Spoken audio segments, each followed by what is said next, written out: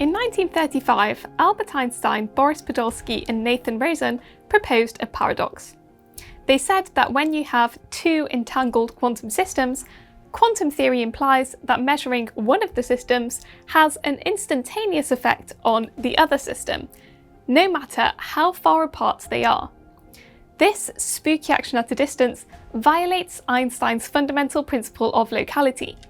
Hence, Einstein, Podolsky and Rosen concluded that quantum mechanics must be an incomplete theory. But by seeing that quantum systems can contain locked up information, we can resolve this paradox.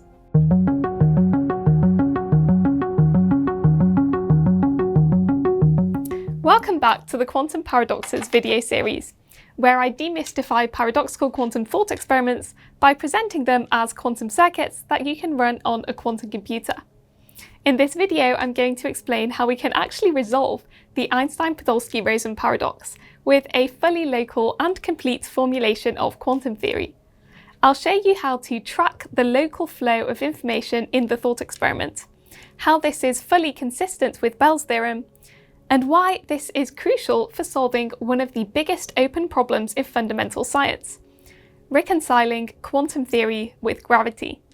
Einstein's principle of locality says that for any two systems, A and B, the real factual situation of the system A is independent of what is done with system B, which is spatially separated from A.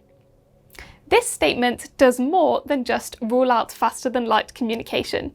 It is a stronger constraint on the laws of physics, which requires that individual systems contain a complete mathematical description of the properties of those systems. Einstein's principle of locality is contradicted by many explanations of entanglement, which often say something along the lines of, if two systems are entangled, then measuring one system can instantaneously affect the other system, even if it's on the opposite side of the universe. Even with the caveat that this instantaneous connection cannot enable faster than light communication, it still violates Einstein's principle of locality. This kind of statement is typically backed up using Bell's theorem, which was proposed by the scientist John Bell to show that the paradox can't be resolved by using a certain class of local theories called local hidden variable theories. However, this doesn't mean that there has to be instantaneous effects between entangled qubits. We can, in fact, save Einstein's principle of locality. If you're not familiar with quantum gates and circuits, I recommend taking a look at the Basics of Quantum Information course on the IBM Quantum Learning platform, linked in the description, before continuing with this video. So now let's code this thought experiment using Qiskit. Here I've coded a quantum circuit for the standard EPR thought experiment setup.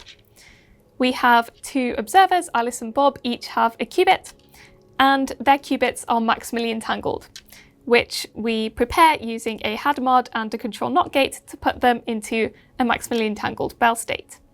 Then Alice and Bob each choose a basis in which to measure their qubit, which I've captured by adding a parameterized single qubit gate before each of them doing a Z measurement.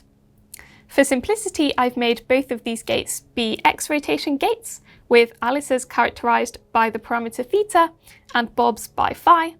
But in general, they could both be a unitary gate U, where each U is defined by 3 parameters, and the same explanation that I will give now will hold. Then I've introduced a check qubit, which stores the outcome of a parity check on Alice and Bob's measurement outcomes, implemented by a pair of control NOT gates controlled on Alice and Bob's measurement outcomes and targeted on the check qubit. Then, if Alice and Bob's measurement outcomes are the same, the check qubit will be in the 0 state, and if Alice and Bob's outcomes are different, then the check qubit will change to the 1 state. Now, the strange thing about measuring maximally entangled qubits is that whatever basis Alice and Bob choose to measure their qubits, if they choose to measure them in the same basis, their measurement outcomes will be correlated. For example, Z-basis measurements will always give outcomes of 0, 0 or 1, 1. If they both do X-basis measurements, implemented by adding Hadamard gates before the Z measurements, then again they'll always get outcomes of either 0, 0 or 1, 1, corresponding to measuring the two qubits to be in the plus plus or minus minus states respectively. So even though Alice and Bob are free to choose the bases in which they measure their qubits independently, somehow their measurement outcomes conspire to always be the same, making the check qubit always 0. Now, there are classical systems which have correlations in multiple properties. For example, consider Alice and Bob, each having one of a pair of socks. The pair is either a large pair of Qiskit socks or a small pair of stripy socks. Now, if Alice's sock has Qiskit logos, then she knows that Bob's sock must also have Qiskit logos. And if Alice's sock is small, then she knows that Bob's sock is also small. So both the size and the colour of the socks is fully correlated. Now, the difference in the quantum case is that a qubit cannot have a definite state in the x basis and z basis simultaneously. This is a version of Heisenberg's uncertainty principle, which says that a particle can't simultaneously have a definite position and momentum. This property is what makes it strange for Alice and Bob's measurement outcomes to be fully correlated in whatever basis they do their measurements. Using the sock analogy, it's like the socks can't have a well-defined pattern and size simultaneously. So it seems like Alice's choice of measurement basis has some instantaneous effect on Bob's qubit, since Bob's qubit seems to know what measurement outcome to give so that it will be correlated with Alice's. Bell's theorem is often quoted to support this viewpoint. Bell's theorem considers a class of local theories called hidden variable models. In terms of the quantum circuit, the condition of a local hidden variable model is that the distribution of Alice's measurement outcomes is described by a variable which only depends on theta and not on phi, whereas Bob's measurement outcomes can be described by a variable which only depends on phi and not on theta. These assumptions place constraints on Alice and Bob's measurement outcomes, which are violated by quantum mechanics, showing that quantum mechanics cannot be described by a hidden variable model. The type of locality ruled out by ruling out this class of local theories is called Bell-non-locality. However, Bell's theorem only rules out one class of local models for quantum theory. To explain the alternative local formulation, we need to consider an alternative quantum circuit. This is identical to the previous quantum circuit, except that we change the classical registers of Alice and Bob's measurement outcomes to quantum registers. Then Alice and Bob's measurement operations become control NOT gates, such that if the control is 0, the memory will stay in the 0 state, and if the control is 1, the memory will be flipped to the 1 state, so that each memory qubit stores the outcome of measuring one of the entangled qubits. As mentioned in previous videos, switching measurements for C0 gates at the end of a circuit makes no difference to the final distribution of measurement outcomes, which is known as the principle of deferred measurement in quantum computing. However, a key difference to the Bell-type approach is that here we do not assume that Alice and Bob have single probabilistic measurement outcomes. Our overall description of events here is unitary, maintaining the overall entangled superposition of the multiple measurement outcomes that Alice and Bob could retrieve, freeing it from the assumptions of Bell's theorem. Now, to understand this approach, let's go to the light board. To understand the local account of the EPR thought experiment, we need to shift from our usual description of quantum mechanics using state vectors, which is known as the Schrödinger picture, to describing it in terms of observables, known as the Heisenberg picture. These two pictures are mathematically equivalent in the sense that they lead to exactly the same predictions about our measurement outcomes in quantum mechanics. But only the Heisenberg picture makes the local account of quantum mechanics explicit. To understand the difference between state vectors and observables, let's consider taking the expectation value of some observable when we have evolved a quantum system starting in the state 0 by some unitary gate u. The observable could, for example, be the Pauli X, Y, or Z observables if we wanted to find out the average outcome of making X, Y, or Z measurements, respectively. To work out the expectation value in the Schrödinger picture, we first evolve the initial state from 0 using the unitary gate u, and then we sandwich our operator for the observable in between the bra and ket of our evolved state vector. Now, in the Heisenberg picture, we instead first evolve our observable using the unitary gate u, and then we sandwich it in between the initial state vector. You can see that the final two expressions we get for the expectation value are exactly the same. Now, the properties of an individual quantum system can be fully described by evolving its observables. The observables give us local and complete information about quantum systems, in the sense that if we have some system A and another system B, then if we know their individual observables, then we can work out the joint observable of A and B, and from that we could work out the global state vector, even if A and B are entangled.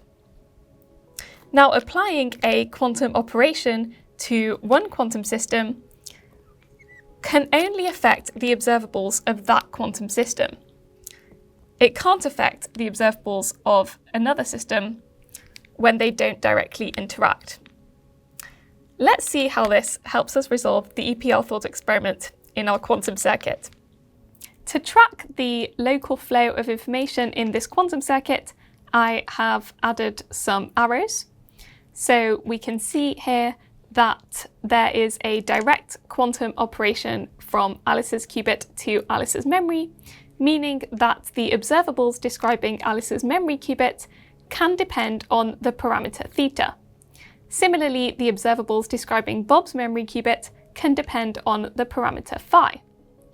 Next, we have the two C0 gates that implement the parity check with the check qubit. One of them acts directly between Alice's memory and the check qubit, so that the check qubit's observables can depend on theta, and the other acts directly between Bob's memory and the check qubit, so the check qubit's observables can also depend on phi. Therefore, the final outcome of the check qubit, which reveals whether or not Alice and Bob's qubits are correlated, can depend on Alice and Bob's individual, independent choices of measurement basis. We can explain this dependence in a fully local way, tracking the flow of information about which bases Alice and Bob chose to measure their qubits all the way through the circuit, step by step. The fully local formulation of quantum theory is not just a neat way to track the flow of quantum information. It's also important for the broad goal of reconciling quantum theory with gravity, which is one of the biggest problems in fundamental physics. Our best theory of gravity is given by general relativity, which is local in the sense that Einstein described. We don't yet have a good theory that combines quantum mechanics with general relativity, but having a local formulation of quantum theory is one important step towards finding a way to reconcile the two theories. Now, even though quantum entanglement can be explained without needing spooky action at a distance, it still has strange consequences. We can imagine this by representing Alice and Bob's entangled qubits by these coloured padlocks and keys. Let's say Alice has the blue padlock with the pink key, and Bob has the pink padlock with the blue key. Now, when Alice and Bob's qubits are fully entangled, the value of the parameter theta is localised on Alice's qubit. However, theta cannot be accessed by measurements on Alice's qubit alone, even if we had infinite copies of Alice's qubit. The value of theta is therefore locked up in Alice's qubit. This is called locally inaccessible information.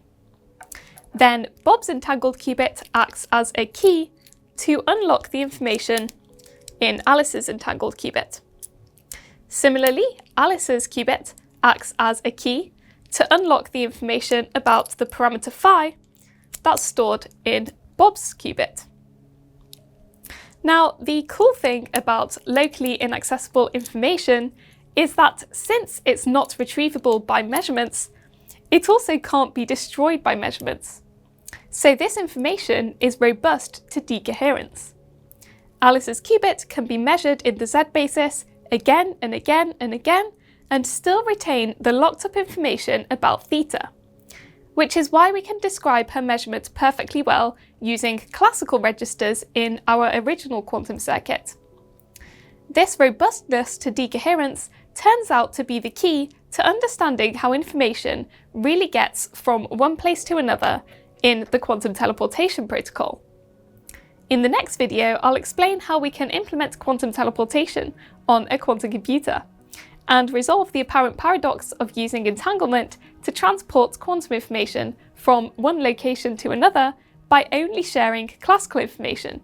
If you want to find out more about the local formulation of quantum theory, I recommend the papers Information Flow in Entangled Systems by David Deutsch and Patrick Hayden, and The ABC of Deutsch-Hayden Descriptors by Charles Bedard. All of the code from today's video is in a Jupyter notebook linked in the description, along with a blog post with more information. See you next time!